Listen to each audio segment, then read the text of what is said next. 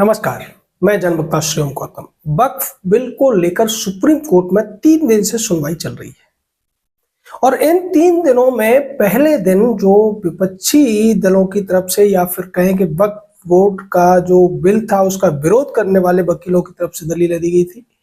कल सरकार की तरफ से सॉलिसिटर जनरल तुषार मेहता ने अपनी बात रखी थी और आज भी करीब 1 घंटे तक उन्होंने अपनी बात को रखा।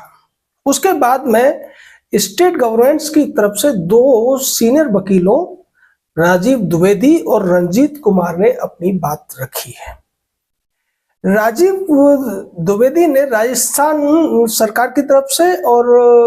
रंजीत कुमार ने हरियाणा और ट्राइबल सोसाइटी की तरफ से अपनी बातें रखी है और इन तीनों ही वकीलों के द्वारा जो कुछ कहा गया है उससे सिब्बल सिंघवी और धवन के जो कुतर्क थे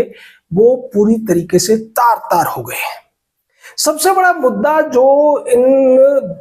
बिल के विरोधियों ने उठाया था वो था वक्फ वाई यूजर वाला जो मामला है उसको लेकर, और उसी को लेकर पूर्व सीजेआई संजीव खन्ना ने कुछ सवाल पूछे थे सरकार से और ये भी कहा था कि आप ये बताइए कि वक्फ वाई यूजर अगर कई 100 साल से चल रहा है तो उसके कागजात कहां से लेकर आएंगे वो लोग। सरकार ने इस पर सवाल का जवाब भी दिया था, लेकिन अब जो कुछ राजस्थान सरकार के वकील ने बात रखी है उसके बाद तो ये पूरा का पूरा वक्फ वाई यूजर का कंसेप्ट ही खत्म होता हुआ नजर आ रहा है। दरअसल राजीव द्विवेदी ने ये बताया कि राम जन्मभूमि केस का ये जो हवाला दे रहे हैं उसी के दौरान 3 पुराने केसेस का रेफरेंस दिया गया था और उसमें ये बात निकल कर आई थी कि ये जो वक्फ वाई यूजर का मामला है ये कहीं से भी इस्लामिक कॉन्सेप्ट नहीं है। इस्लाम की किसी भी किताब में इस तरीके की कोई व्याख्या या कोई नियम या कोई आयत नहीं है कि वक्फ वाई यूजर होता है।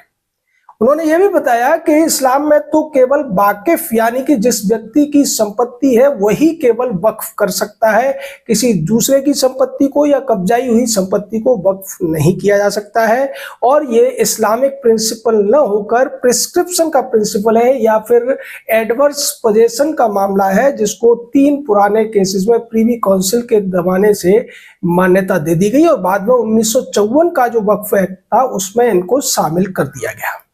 उन्होंने ये भी बताया कि जो लिमिटेशन वाला मामला है ये भी 1954 के ही कानून में लिमिटेशन को खत्म किया गया था, अन्यथा पहले ये इसमें था। यानी यहाँ जो 2 बड़े सवाल लिमिटेशन को लेकर सिब्बल की तरफ से उठाए गए थे या फिर वक्फ वाई यूजर को लेकर जो हंगामा हो रहा था कि जो सैकड़ों साल से हमारी जमीन पे कब्जा है, कब्रिस्तान है, मस्जिद है या दरगाह बना रखी है तो फिर हम उसके कागज कैसे दिखाएंगे। और इसी बहाने की वजह से इन लोगों ने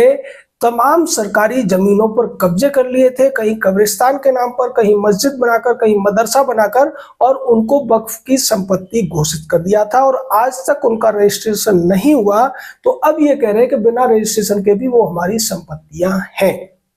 लेकिन यहाँ राजीव द्विवेदी ने जिस तरीके से बातों को रखा, जिन्हें शायद सॉलिसिटर जनरल के दिमाग से वो निकल गई थी या वो भूल गए थे, उनको पूरी तरीके से उनके तर्कों को उन्होंने पुष्ट करते हुए ये दिखा दिया है कि वक्फ वाई यूजर के नाम पर जो कुछ हो हल्ला करने की कोशिश की जा रही है वो तो इस्लाम में कहीं है ही नहीं। और इसी को आगे बढ़ाते हुए राजीव कुमार ने जो हरियाणा स्टेट और ट्राइबल संस्था की तरफ से थे उन्होंने भी कहा कि कुरान के कुछ आयतों का उन्होंने हवाला दिया और उसमें भी बताया कि वहां भी यही लिखा गया है कि जो व्यक्ति यानी वाकिफ है उसके पास उस जमीन का स्वामित्व होना चाहिए, जमीनी हक होना चाहिए, तभी केवल वो वक्फ कर सकता है, अन्यथा नहीं। इन सारी बातों से चाहे जस्टिस एजी मसीह हो या फिर सीजेआई बीआर गवई हो वो सहमत होते हुए नजर आ रहे थे और वो अपने जो नोटबुक है या जो जहां पर फैसले की चीजें नोट की जाती है वहां वो इन चीजों को मार्क करते हुए नजर आ रहे थे। दूसरी तरफ इन सारी बातों के सामने आने के बाद में सिब्बल सिंघवी और राजीव धवन के चेहरों की हवाइयां उड़ रही थी और वो जिस तरीके की बॉडी लैंग्वेज शो कर रहे थे उससे तो लग रहा था कि उन्हें अपनी जमीन खिसकती हुई नजर आ रही है, उन्हें ये केस हारने का सुगबुगाहट या संकेत मिलता हुआ नजर आ रहा है। उससे पहले सॉलिसिटर जनरल ने वो सारी बातें सामने रखी कि क्यों इसमें ट्राइबल्स को बाहर रखने की बात की गई है। उन्होंने बताया कि किस तरीके से ट्राइबल्स की जमीन को हड़पने की कोशिश की जा रही है, क्योंकि ट्राइबल एरिया में आप जमीन नहीं खरीद सकते, लेकिन अगर वहां के कुछ लोगों को कन्वर्ट कर दिया जाए और कन्वर्ट करके वो अपनी जमीनें वक्फ कर दें, तो फिर आप वहां पर मुत्तवली बनकर उन जमीनों का स्वामित्व हासिल कर सकते हैं और उनका फायदा उठा सकते हैं। ये उन्होंने तर्क दिया।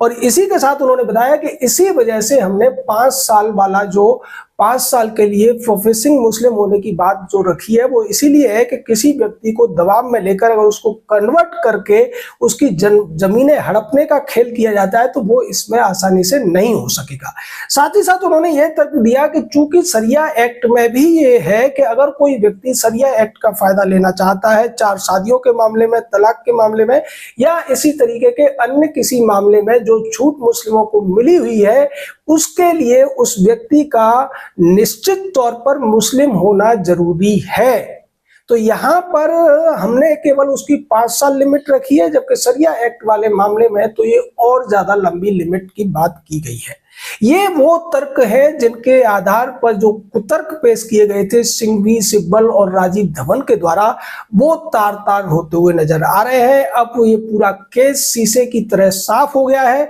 हालांकि 2 बजे लंच के बाद में जब दोबारा से अदालत बैठेगी तो वहां पर सिब्बल, सिंघवी और धवन फिर से कुतर्क करते हुए नजर आएंगे, ये इसकी पूरी संभावना है। लेकिन अब उनके पास कुतर्क करने के लिए कुछ बचा ही नहीं है। साथ ही साथ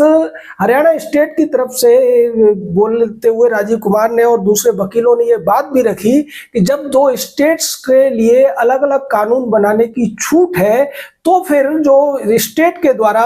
एंडोमेंट वाला जो हिंदुओं के लिए कानून बना हुआ है उसकी तुलना केंद्र सरकार के द्वारा बनाए हुए कानून से कैसे की जा सकती है और इसको कैसे आर्टिकल 14 के आधार पर इसको मुद्दा बनाया जा सकता है। यानी उन्होंने स्पष्ट कर दिया है कि देश के अंदर 2 अलग अलग राज्य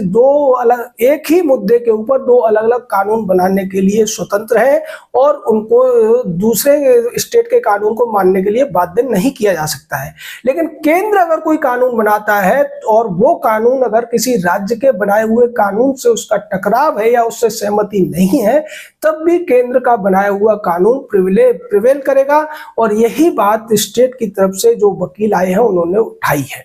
यानी यहां पर अब तक जो भी प्रश्न उठाए गए थे और जिन प्रश्नों की वजह से इस पूरे के पूरे संसद द्वारा पारित हुए राष्ट्रपति के द्वारा हस्ताक्षरित कानून को रोकने की साजिश की जा रही थी, और उस कड़ी में पूर्व सीजेआई संजीव खन्ना ने इन लोगों को कुछ उम्मीद जगाई थी। हालांकि वो उम्मीद भी एक लॉलीपॉप की तरह थी। अब वो उम्मीद भी इन लोगों को पूरी तरीके से ध्वस्त होती हुई नजर आ रही है। इस केस का फैसला आज या कल में हो पाएगा इसकी पूरी उम्मीद नहीं है, और कल के बाद 23 मई के बाद शायद ये जो वेकेशन हो जाएंगी और उसके बाद कोर्ट छुट्टियों के बाद ही लगेगा। लेकिन उम्मीद तो ये की जा रही है कि जिन कुतर्कों के आधार पर ये लोग अपने आप को मजबूत मानकर चल रहे थे और थोथी मीडिया यानी कि थोथे चने रवीश कुमार टाइप के लोगों ने या अजीत अंजुम टाइप के लोगों ने ये बात उड़ाने की कोशिश की थी कि सरकारी वकीलों की धज्जियां उड़ गई हैं, वक्फ केस में सरकार हारती हुई नजर आ रही है, वक्फ कानून रद्द होने वाला है, उन लोगों के सारे अरमानों पर पानी फिरता हुआ नजर आ रहा है। अभी तक जो कार्रवाई हुई है उसके बारे में जो भी हमारी कानूनी समझ है और दूसरे लोग भी इस चीज को समझ रहे हैं कि यहाँ पर केस पूरी तरीके से साफ होता हुआ दिख रहा है, दूध का दूध और पानी का पानी होता हुआ नजर आ रहा है। केंद्र सरकार ने जो कानून बनाया है उसको किसी भी हालत में सुप्रीम कोर्ट रोकने नहीं जा रहा है, क्योंकि जो भी कुतर्क थे अब वो हवा में उड़ते हुए नजर आ रहे हैं। 2 बजे की कार्रवाई के बाद इसमें क्या कुछ होने वाला है वो भी हम आपको बताएंगे, लेकिन अब तक ये केस पूरी तरीके से केंद्र सरकार के पक्ष में जाता हुआ दिख रहा है। जय हिंद, जय भारत।